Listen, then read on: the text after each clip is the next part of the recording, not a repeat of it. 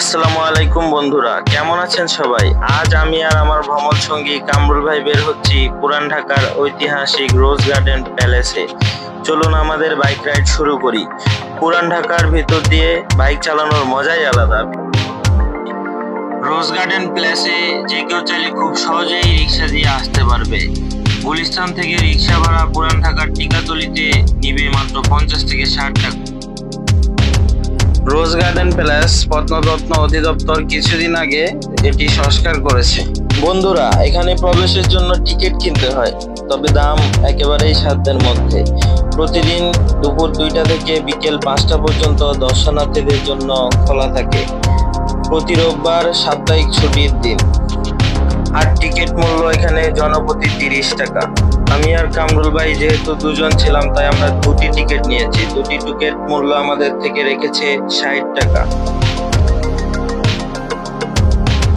ভিতরে প্রবেশ করতেই একজন আমাদের থেকে টিকিট গুলো নিয়ে ছিঁড়ে ঝুড়িতে রাখলেন।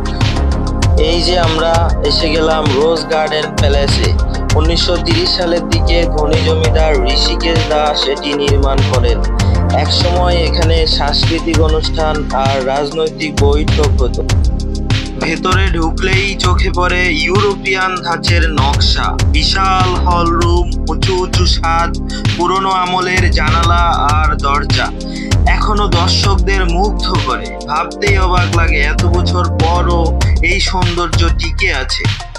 রোজ গার্ডেন প্যালেস শুধু একটি প্রাসাদ নয়, বরং রাজনৈতিক ইতিহাসেরও অংশ। একসময় এখানে নেতারা বৈঠক করেছেন, নাটক ও গান হয়েছে। পুরান ঢাকার ইতিহাসের সাথে এটি ওতপ্রোতভাবে জড়িত। পুরান ঢাকার এই রোজ গার্ডেন প্যালেস এক কথায় অসাধারণ। ইতিহাস, স্থাপত্য আর সৌন্দর্যের অনন্য মেলবন্ধন। অনেকে এটিকে হুমায়ুন সাহেবের বাড়িও বলে থাকে।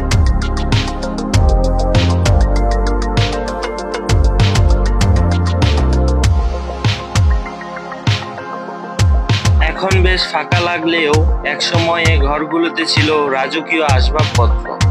দরজার কাঠের কাজ আর জানালার ডিজাইন দেখে বোঝা যায় কতটা বিলাসবহুল ছিল সেই সময়।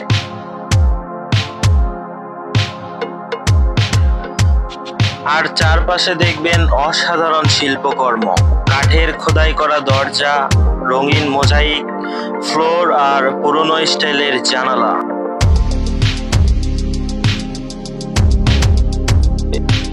হয়তো আজ সব আগের মতো ঝলমলে নেই, কিন্তু এখনো দাঁড়িয়ে আছে জমিদারদের সেই আভিজাত্যের সাক্ষী হয়ে।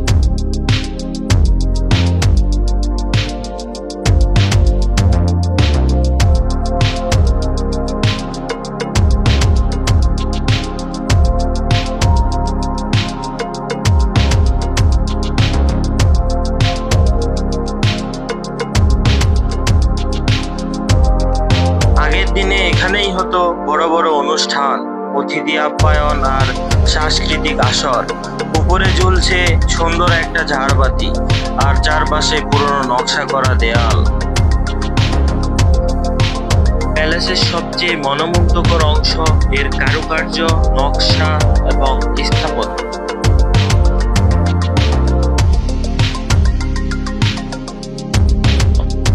এই ছোট ছোট জিনিসগুলো একেবারে দেখলে বোঝা যায় এক সময়ে রাজপ্রাসাদের সৌন্দর্য কতটা দৃষ্টিনন্দন ছিল।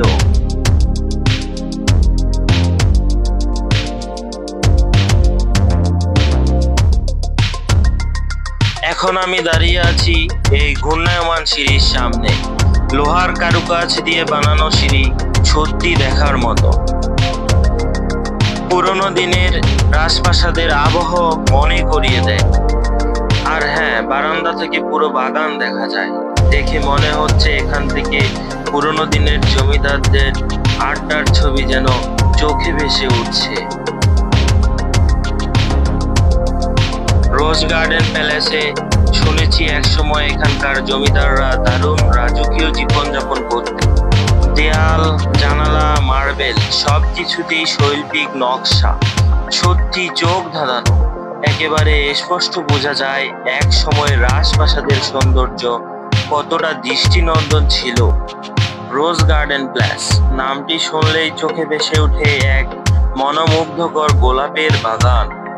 রোজ মানে গোলাপ আর গার্ডেন মানে বাগান, তাই নামটা মূলত নির্দেশ করছে এখানে প্রচুর সুন্দর গোলাপের বাগান আছে। প্লেস যোগ করা হয়েছে এই স্থানের পরিচয় হিসেবে, যেন বোঝায় এটি শুধু বাগান নয়, বরং একটি ভ্রমণ ও ফটো সেশন করার মতো সুন্দর জায়গা। সংক্ষেপে নামটাই স্বয়ং স্থানটির সৌন্দর্য এবং শান্তি প্রকাশ করে।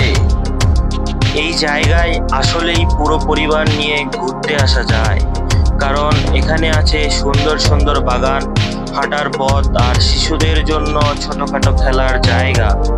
চারপাশে রঙিন গোলাপ আর সবুজ ঘাস, শিশুরা খেলছে আর আমরা সবাই বিশ্রাম নিচ্ছি খোলা আকাশের নিচে। এখানে আসলে দিনটা কাটানো সত্যি আনন্দদায়ক। যারা পরিবার নিয়ে ঘুরতে চান তারা রোজ গার্ডেন প্যালেসকে অবশ্যই তালিকায় রাখুন। আর আজকের এই পর্বে আমরা এখানেই বিদায় নিচ্ছি। আল্লাহ হাফেজ।